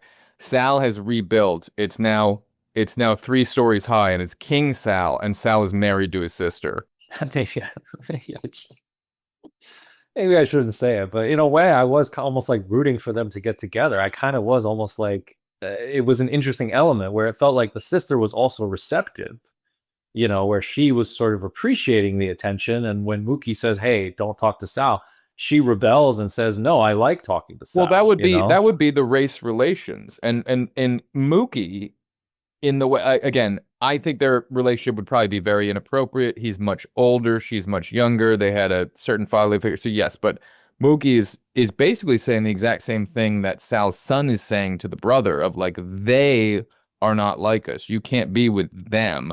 Mookie's saying the same thing. Obviously, he's saying it for a different reason because there is the power struggle. That's my boss, and we've known him for a long time. Don't do this.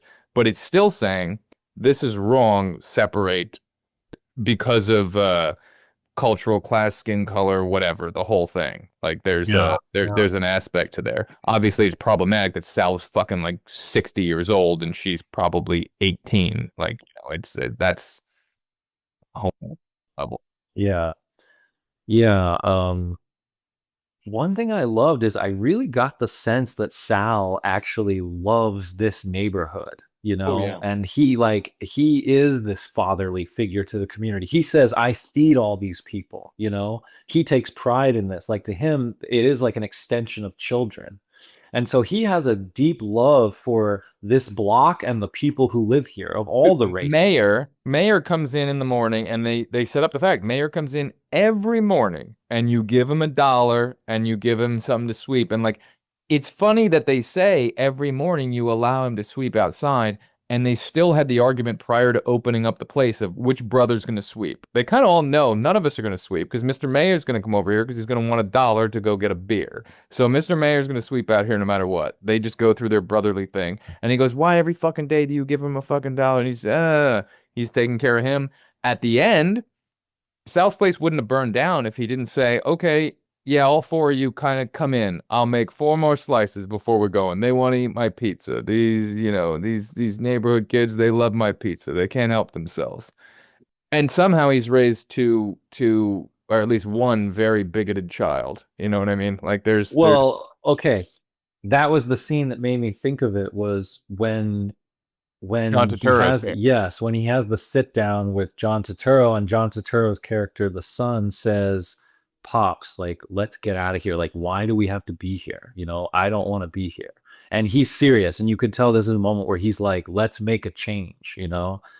And Sal, Danny Aiello's character, says, he gives him, you know, what he says sort of makes sense. It's excuses. Well, you know, too many pizza places in other areas and, you know, whatever. And, you know, we've been here for 35 years.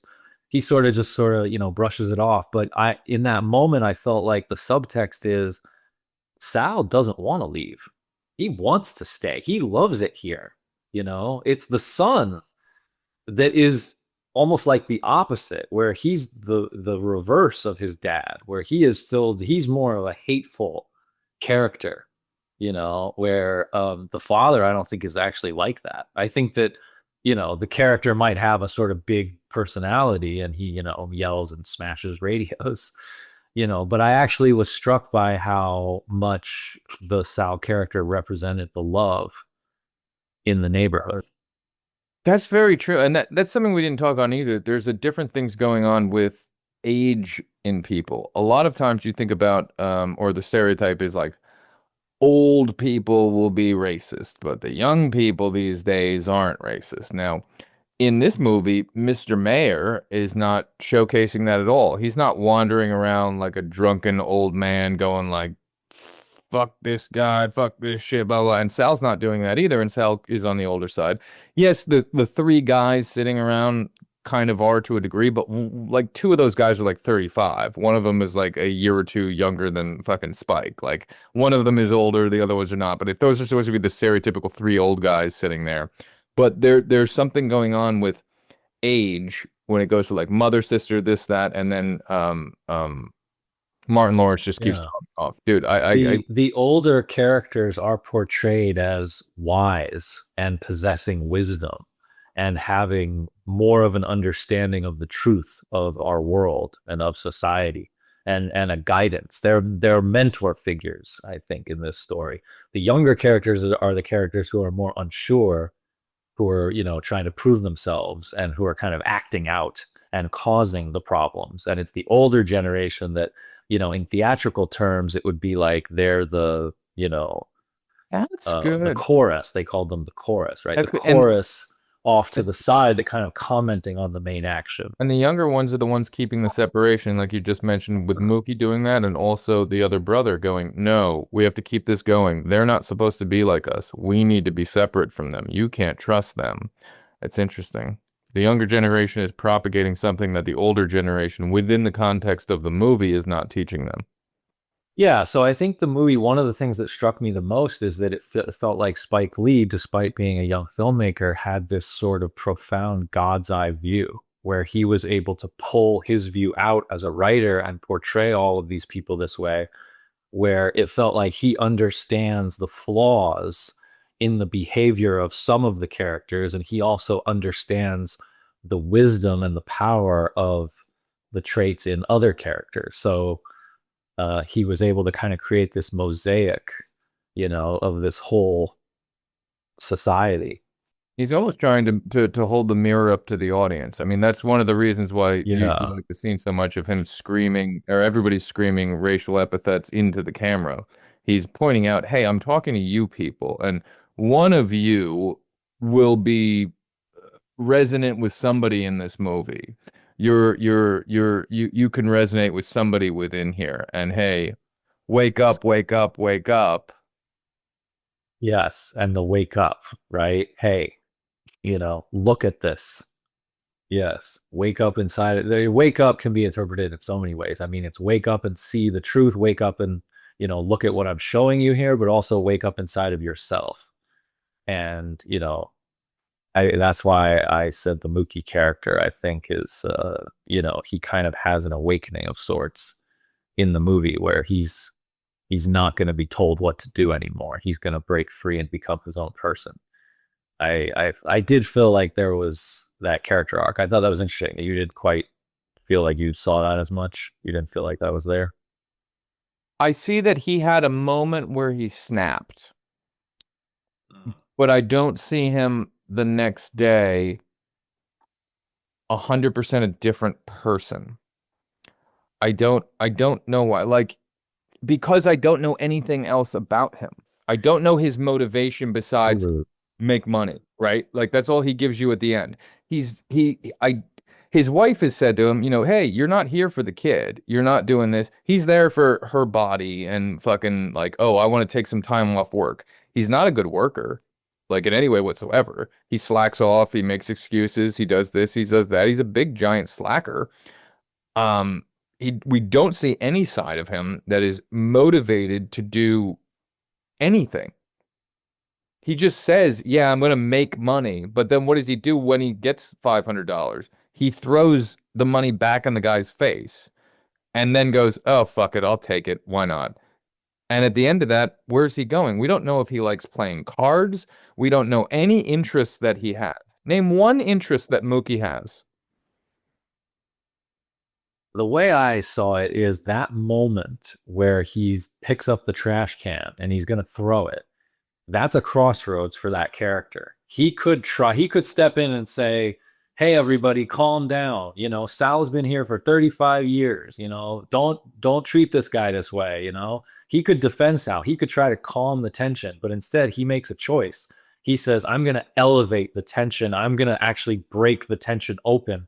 I'm going to make the first step toward destruction, and I'm going to tear Sal down, and I don't want to work." You know, he's essentially going to lose his job. He's not going to have his source of income anymore. So his entire way of life, he's deciding in that moment, I am going to put that behind me and I'm going to head toward an uncertain future where maybe, my baby mama, wants me to be more responsible, and maybe I am going to be more responsible. That's why I see it as like a very hopeful tone.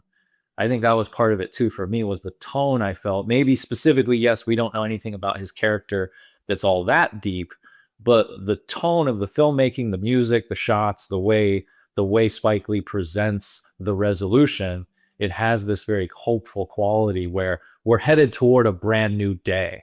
I love how the movie ends with the next morning, and it's a metaphor of there's always hope because it's a brand new day. So I took it as very hopeful. What do you think? I hope so. I just want to know more about the guy because that moment when he does that, yes, obviously he's not going to be the Rasal and this and that, but I don't look at him, at least by what's presented, as a character who's really thinking deep about his next move and really what's going to happen and plans things out because his wife is sitting there kind of being like, "You're not here for your fucking kid. Like, and you live on that fucking same block all day. How are you not seeing your fucking kid? All you do is walk up and down that block." And she's saying, "You don't see your kid enough." How many other women is he fucking on that street? Like, what else is he doing? We see him talking with a few people. What does he do every day when he gets off work if he's not seeing Rosie Perez and that kid every fucking day? Something's going on.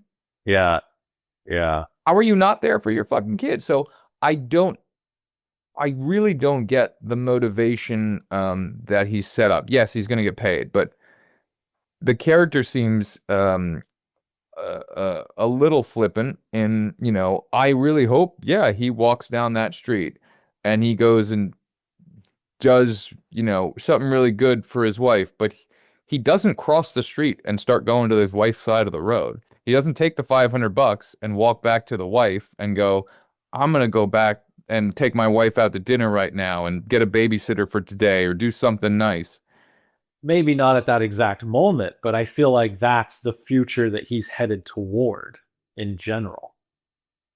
I hope so. I hope so. That would be cool. What's funny is actually I didn't even love the movie to this degree as I was watching it, but the more we talk about it, I'm finding myself more on the side defending this character arc, which the more I think about it is actually really the most important thing in the movie, because you could interpret the entire movie as like an inner representation of Mookie's growth.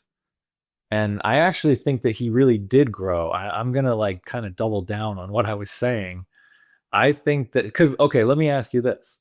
Uh, When he walks away down that street, do you think he's gonna be more responsible? If you had to guess, do you think he is gonna do well and earn money and take care of his child and be more of a present father, and become more of a responsible family man and build a better society? Do you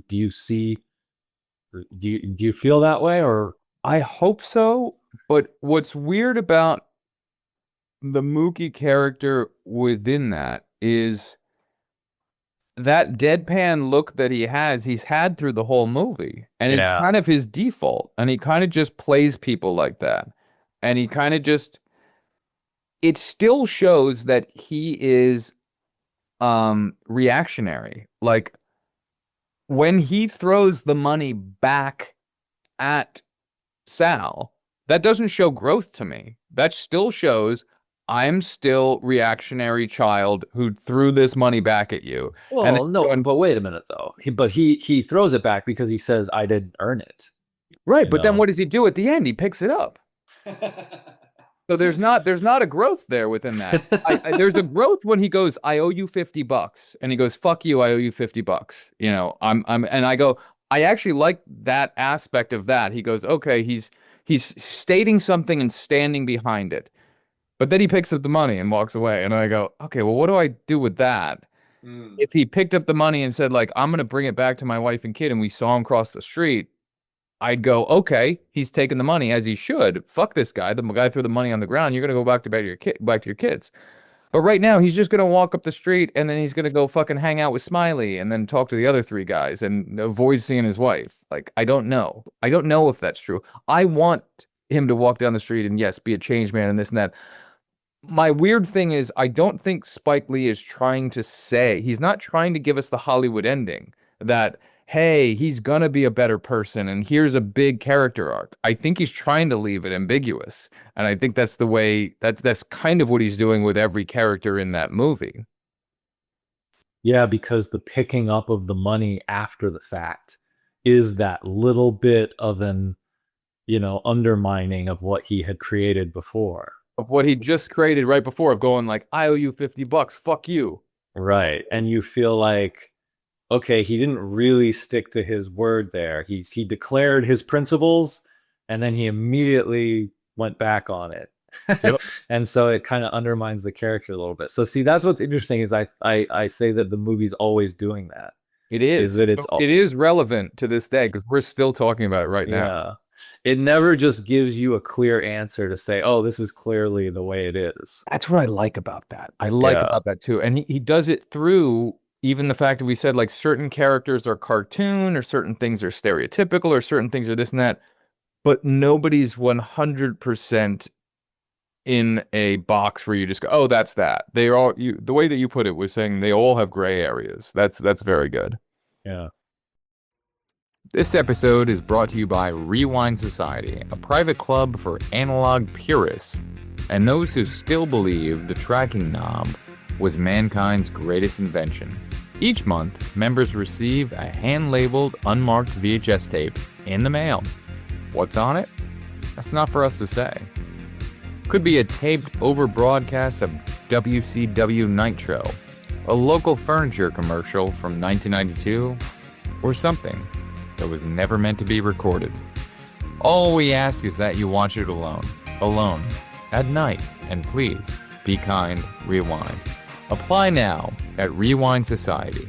Use code Andrew and Greg .tapehiss to skip the beta testing waitlist. Rewind Society. The past is calling. Pick up a landline. So I'll give you one of my one shots here. It's the morning after Sal's place burns down, and it comes back with Mother, Sister, and the mayor, and it wakes up in the bedroom of Mother, Sister, because now the mayor has entered her house. He's had this crush on her. You read in so much to those two characters. That's what I like about them specifically within this. You can tell they've probably known each other.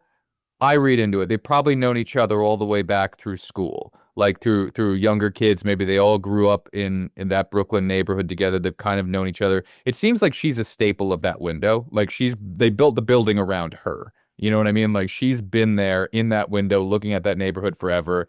And they just have a little banter where it's not like they've known each other. At least I'm reading into it. It's not like they've known each other 4 or 5 years and she's just like, oh, you're the drunk guy who just sits out here. I think she's looking at him like, I've known you a really long time. And I think by the end of it, the way he embraces her when she has a meltdown, she's kind of the most like stable person potentially on the block. And when she has her meltdown watching it burn and she's just screaming not for Sal's pizza, but she's screaming for just like this, I know what this leads to. I see like she's the embodiment of hating hate, you know what I mean? And conflict. And then the next morning he's in her bed and she's sitting there, must have, taken care of him the night before or whatnot, or he brought her back home or something. But then when he wakes up, she's there kind of over him, taking care of him. And this one shot starts there on the two of them kind of locked off. And then they walk down like this, long as there are in New York, railroad apartments. and the camera dollies back. She gets to the window. We come out of the window onto the street, and we swish pan right, but not where there's a hidden cut. And we land perfectly on a close up of Mookie standing out there looking off at Sal's Pizza.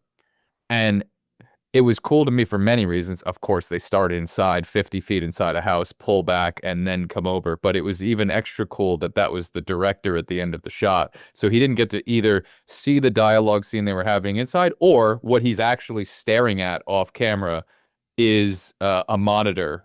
And, you know, he's been, that's how he was either directing the scene. So he's either let somebody else, you know what's going on and watch that back later, or he's out here staring at a tap going like, okay, this is good, this is good, this is good. Okay, they're coming to me. Let's get in character. All right, I'm looking over there. Take the Yeah, headphones yeah, off or whatnot.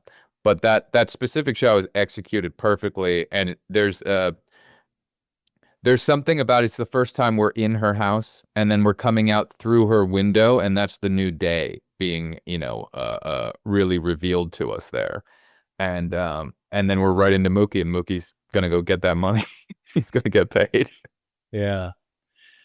Yeah, I was just thinking, I miss this type of filmmaking bravado. I feel like this type of stuff you're talking about, I mean, cutting to a montage sequence of characters addressing the camera with racial slurs and, these whip pans and like what you're talking about, you know, I miss that kind of thing. I feel like that's something that's kind of gone away with modern movies that young filmmakers don't feel, I don't know, that.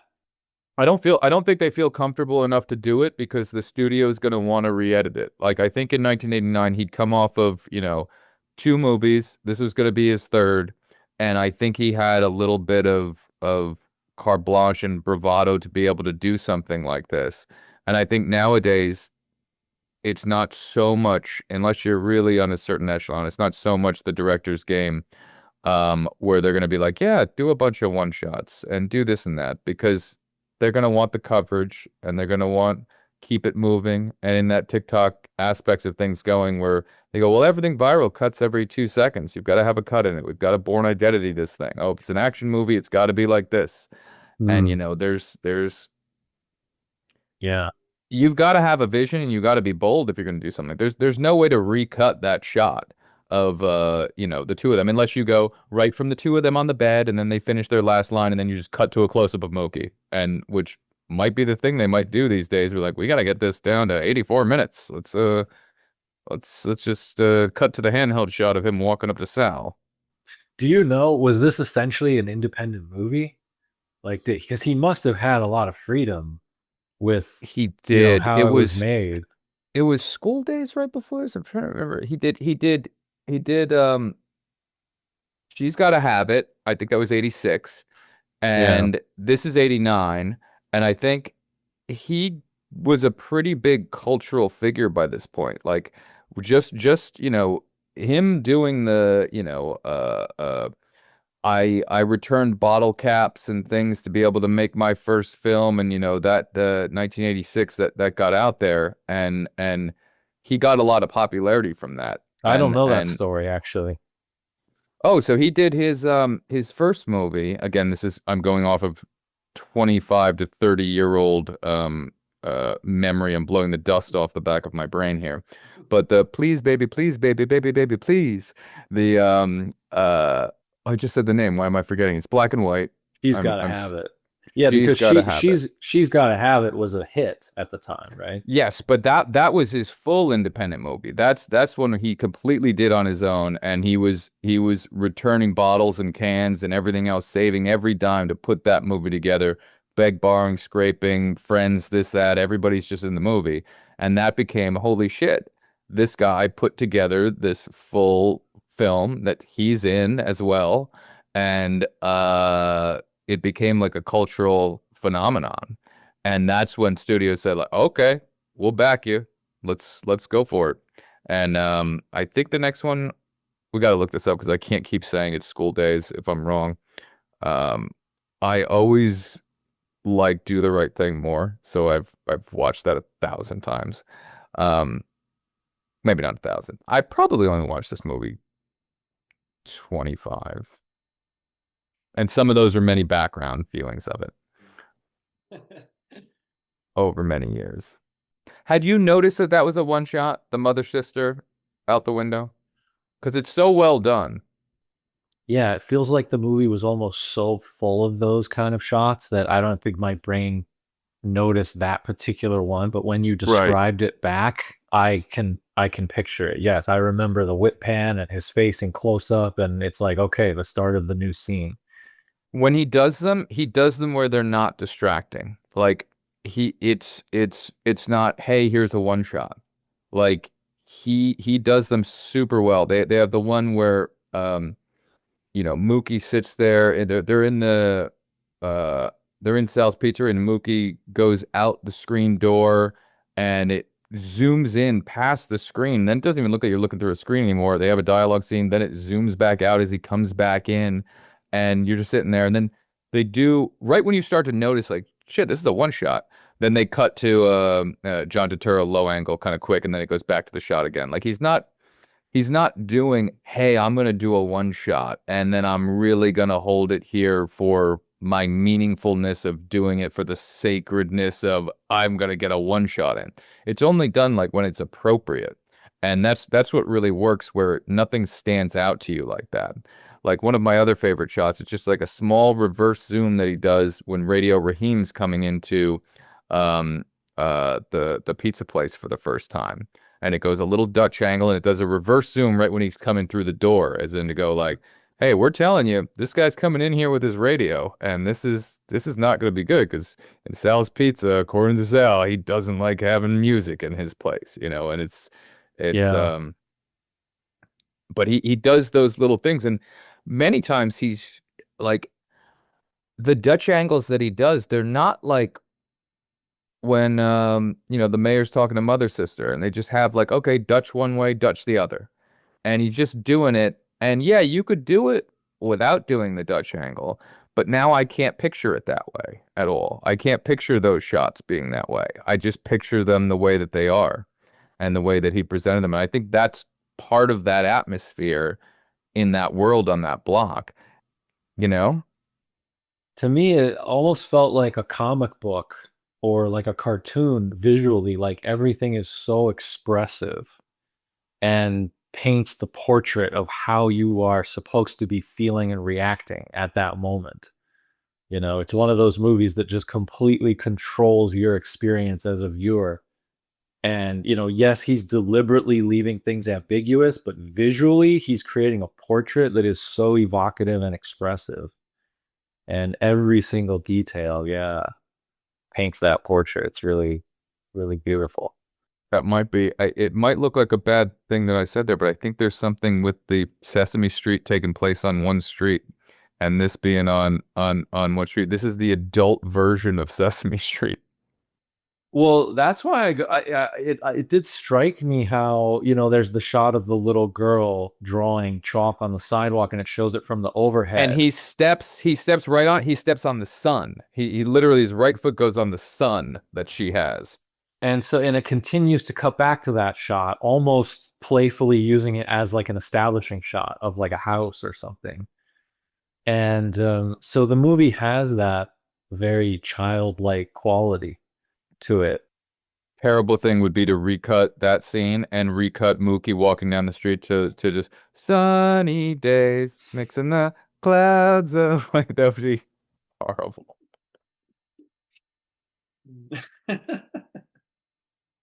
Yeah, I don't know. I have such a great feeling about the movie. And I know that there's all those themes and there's everything in it that has, love, hate, this, that, the racial tensions. But I saw it, and seen it so much as a kid that I still like when I watch it, I get this fuzzy, happy feeling of this gorgeous, nice, beautiful day. And I want to be hanging out with these people on those streets. I want to be part of hanging out with them, like the guys Okay. throwing the basketball in the final shot. Like I want to be hanging out with the people on the street. But You want to be be able to in the walk down final the street. street. Yeah, maybe. Not I don't necessarily in the I don't want to shots be preceding that. I'm not hanging out near the pizza place. Trust me. Yeah. I'm down at the Red Brick, chilling with those guys, and then I'm gonna go over and talk to mother, sister, and the mayor a little bit. But I don't know. There's something about that New York block type feel. Um, and this is a very Hollywood version of it. Like it definitely is. When you go down like a New York City block, you don't get everyone on the block. You get the one guy on the block who knows everyone on the block, but you don't get groups of like 12 people going from this door and then in that door and then these guys. You do get those three guys sitting out there though. You get that. You get that in many different neighborhoods. It doesn't matter what neighborhood it is. They'll pull out the folding Yeah. chairs and they'll be Yeah. like, "Yep, we're out here today." Yeah, I always thought of Do the Right Thing as like Spike Lee's Citizen Kane, like that's really his number one. Uh, That's where we end it. That was yeah, perfect. yeah. We needed a button on this, and we both got to give the There you respect in there go. that it deserves Yeah, because I yeah. don't want to be relating this to Sesame Street, but saying that in a bad way. I love this movie. It needs to get Oh, out there. there you go. Yeah. What is it? It's Andrew and Greg podcast at gmail.com. Is that what it is? I thought it was just Light Up the Dark podcast. Yes. No, it is light up the dark podcast at gmail.com. Okay. I think that's it. Yeah, I think I'm good. What are we talking about next week? Exactly. What's your pick next week? Bum-ba-da-ba. Superman. 1978. Is it 78? Yeah, my all-time favorite movie, Superman. I'm excited to rewatch that. That is a nice rewatch to have happen. It'll be a little lighter of a viewing, I think, than Do the Right. I think so. There aren't as many race relations. Might arguably be the exact opposite type of pick that you could have gone for here. Just the moment where the guy goes, "Hey Jim, that's a bad outfit." Like, you remember that part? No. Superman's fashion would fit into Do the Right Thing, I think. Okay. And actually, wait, are there race relations? Is it No, no. interplanetary race Yes, relations? Is that yes, really what it's yes. about there? Human race relations. There you go. Okay. That's the connect between these two things. All right, ladies and gentlemen, we bid you adieu and we will see you next time. We hope No. this was interesting. I got no more. I really like it. That needs to be in there. I love it. I do think it's relevant and I think it's a Oh. classic and I think it'll be here 100 years from now as long as society is. I'm the break in the flicker, the cut in the edit, the blade through the credits, a frame they embedded. Light in the distance, persistence poetic. The dark is a prison, I brighten with aesthetic. No stunt doubles, I tumble through trap fights. The scripts in my soul, I control when my track spikes. Whisper in a reel, I reveal with the black light. The dark is a canvas that I carve with the flashlight. Call it a war cry, a cinematic spark. A puzzle in the shadows, a code of the art. It's Andrew and Greg and the legacy embarks. Our voices ignite and we light up the dark. How often do you actually sit and just watch a whole movie like you're in a theater? Only when I watch new things, I think. A lot of old things I've watched so many times, like The Shining, I think about, or like Weekend at Bernie's or something like that, that it's more there just on for comfort. I'm so excited to get to Weekend at Bernie's. Like, what is it about this movie that keeps coming back again and again in our conversations? I'm very excited to see your themes of that. You're gonna find, oh, that's gonna be good. Yeah. Yeah, I'm already anticipating it. I'm already thinking it has like themes of death. So I'm already kind of like, okay, I already know it's about, a guy who's dead and they pretend that he's alive. And so it already has a kind of interesting premise. So I'm here to take it very seriously. Wow, I don't know if that's the way you should go into that film, but I would like your alternate perspective on what you see going on with Yeah. But Ted's masterpiece.